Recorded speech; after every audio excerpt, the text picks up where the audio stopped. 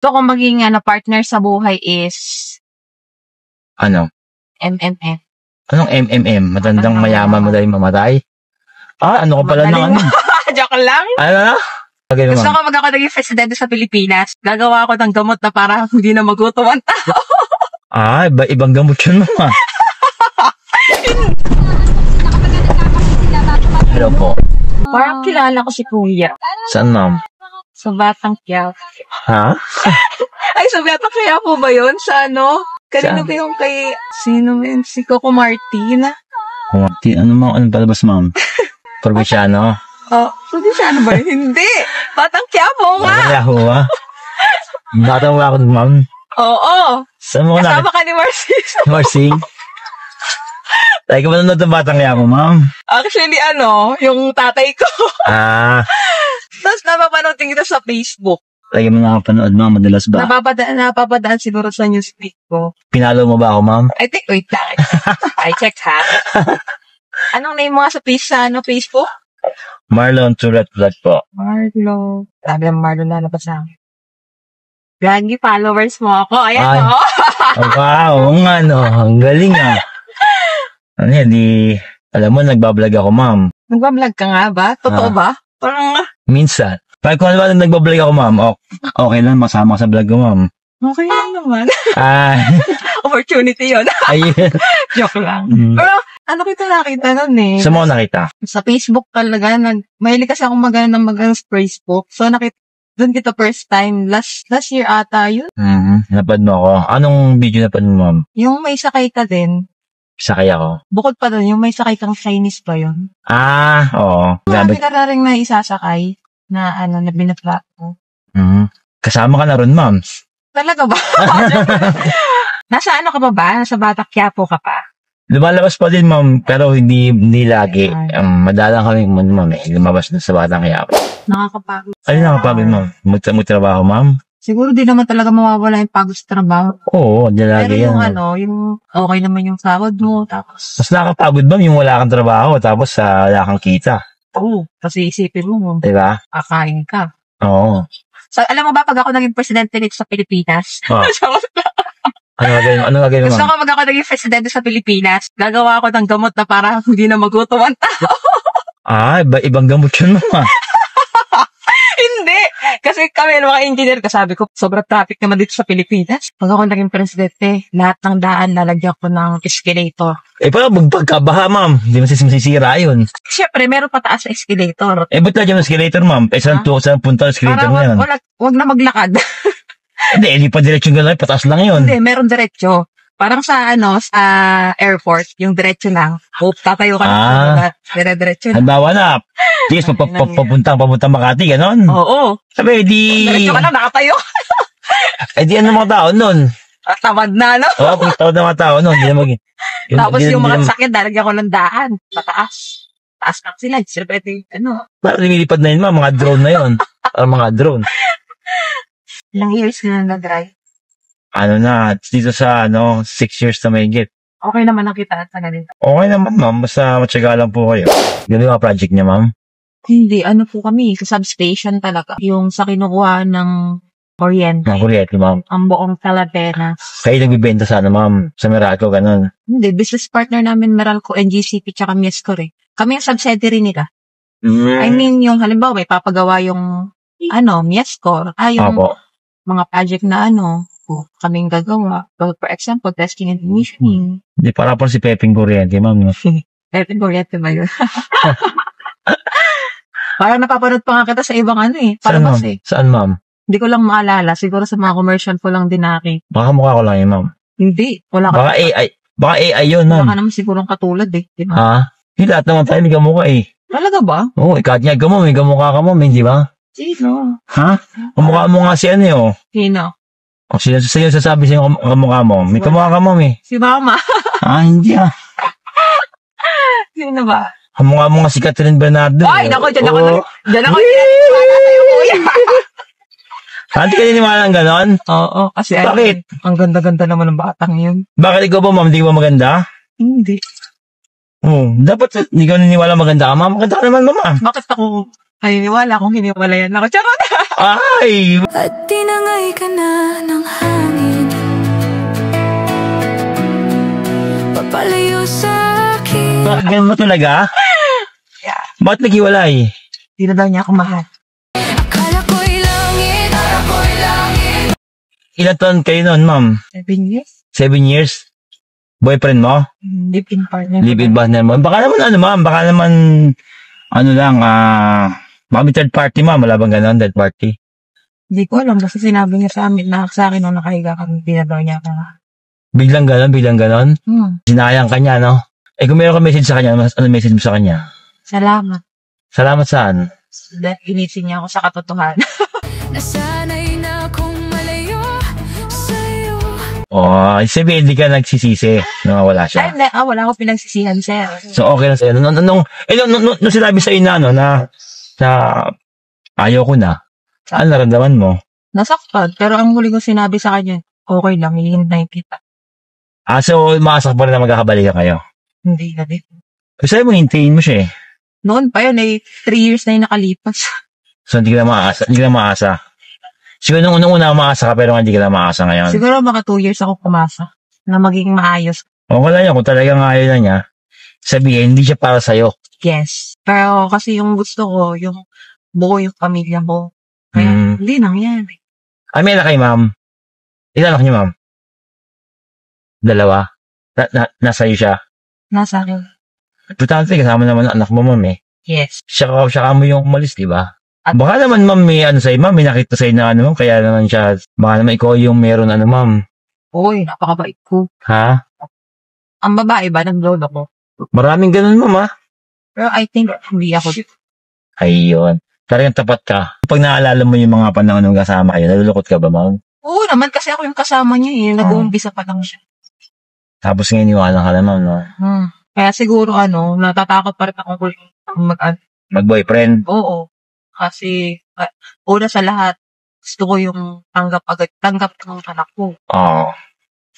Parang package, no? At Pagka mahal ka niya, kailangan mahal din niya yung mga anak mo, no? yes. Hmm. Sabi ko nga kung hindi mo lang, may naliligaw sa akin. Oo. Chinese. Yun. Sabi ko. Pero, Ang sabi mo, ma'am? sabi ko sa kanya, sabi ko noon, akala ko ba ayaw niyo sa may anak? Ako may anak ako. Hindi talaga siya naniniwala. Pinakita ko. Ayun. Ang sabi niya? Okay, accept. Nag-iisip naman ako. Ngayon, andito siya sa Pilipinas. Ngayon nasa, siya, Vietnam. Sa Vietnam. Saan nakalala yun? Sa ano? Sa electrical company din. Magkasama kayo doon. Okay sa kanya, okay naman. Baka naman siya may pamilya na, ma'am. Wala talaga. Kasi nag-stay siya dito sa Pilipinas. Pinakilala niya ako sa pamilya niya. Oo. Ano mo, ma'am? Wala lang. Kaya sabi ko, mas mas okay palang mahalin ng Chinese. Di paano yun? Ready ka na magmahal ulit doon. Oo, pero 50-50 pa ako. Bago pala ba? Bago? Bago. Mga ilang... Maniligaw? 3 months. Bago pa lang, ma'am. Nasa ano pa lang sa moment na talagang magkapakarandaman pa kayo, no? Naghahabulan pa kami. Naghahabulan. Habulin ako na habulin. Habulin, ma'am, no? Hanggang saan ka, Kung hanggang saan mo kaya makababol, no? Pag nakahabol ka, di sabihin, talagang gusto ka niya, ma'am. Baka naman, magdapahabol kayo. Kunyari, madadapa ka para maabutan ka agad. Ay, wag. Ha? Hindi. Tiyoso yan. Pero, nadapa ako. Ganun. Pero alam mo, sir, ako kasi may trabaho, tapos okay naman yung sahod. Oh. Hindi ko na iniisip ng nung katuwang. Kumbaga parang syempre nga, kaya na. Sabi ko, ayoko naman tumanta na ako lang mag-isa. Kasi, mag-aasawa pa yung mga anak, di ba? Iiwan tayo. Syempre, alam ka naman sumamata sa kanila. Pero syempre, kumbaga... Pero alam mo, okay yung trabaho ko, tapos may sahod naman ako, may ipon naman ako. Pero minsan, naiisip ko, bakit hindi ako masaya? Ganon. May kulang nga kasi sa'yo, ma'am, eh. Yun rin na sinasabi. Ako, kuya, mag-isa lang akong babae sa company namin. Siguro kasi may nangyahap kang kulang sa'yo, ma'am. Naghahanap ka parang alam mo yung parang mag-aalaga sa'yo. Tapos ako pa yung breadwinner sa amin. Oo, yun nga kaya siguro naghaharap ka rin naman para magko-comfort sa'yo, ma'am, kaya gano'n. Kaya parang pili mo, malungkot ka pa rin, may kulang sa iyo eh. Pero syempre, sa pagpili mo ng mga kasama, kailangan maging matalino ka na. Yes. Pairalim mo hindi yung puso pairalim mo yung utak ko. Kasi baka minsan, dahil sa mo, ay okay na to, pwede na to, ganyan-ganyan. Pero sa huli, magsisisi ka lang, di ba? Parang, yung una nyo, hindi wala nangyari, nagkaroon ng ending, maging aral na sa iyo na marap ka na talaga ng nakasama na talaga sa makakahabang buhay. Talagang dadamayan ka sa hirap at ginhawa. Kung hahanapin, sir, alam mo yung mga kasama ko na, yung kasi iba-iba. Oo. Mahirap naman yun. Kasi kumbaga parang... Iba na naman, mami.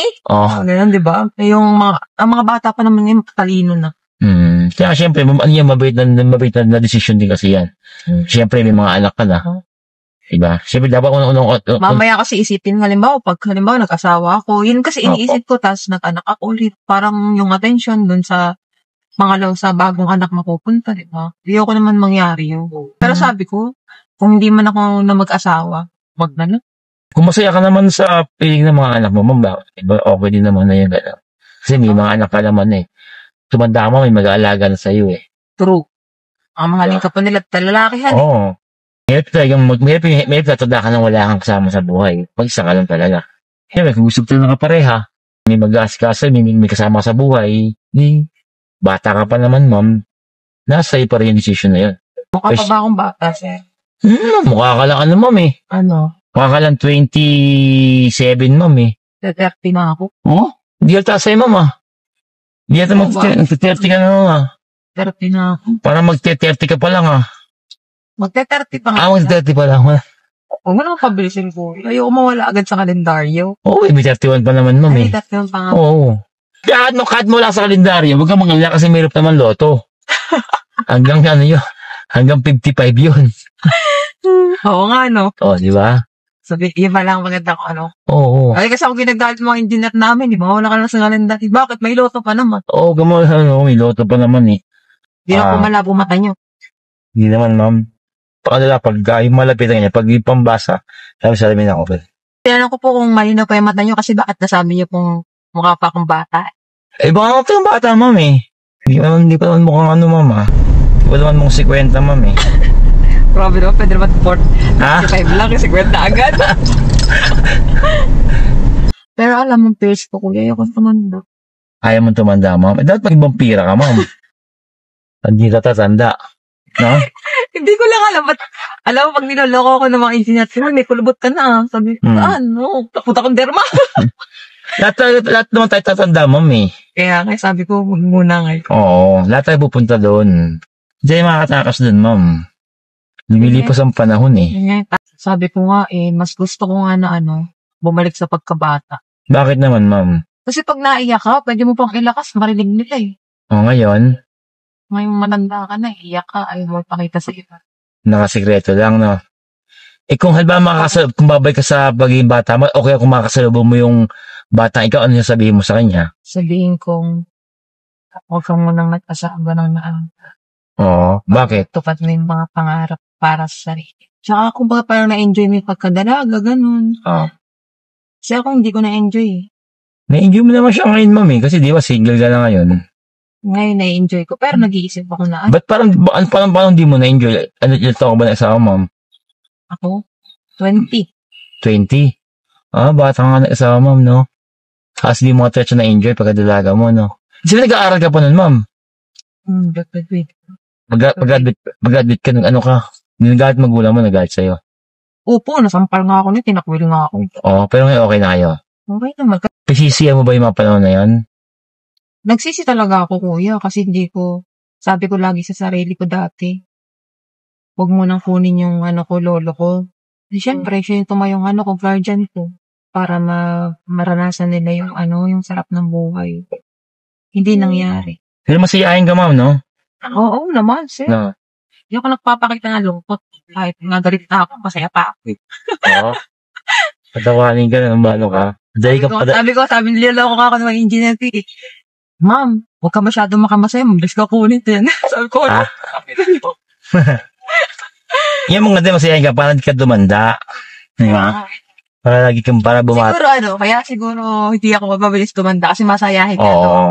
Kahit umiiyak na ako sa tumatawa pa ako. Oo, di ba? Masaya siyang tao. Siyempre, matagal ka tatanda kasi nakakabata kasi yun eh.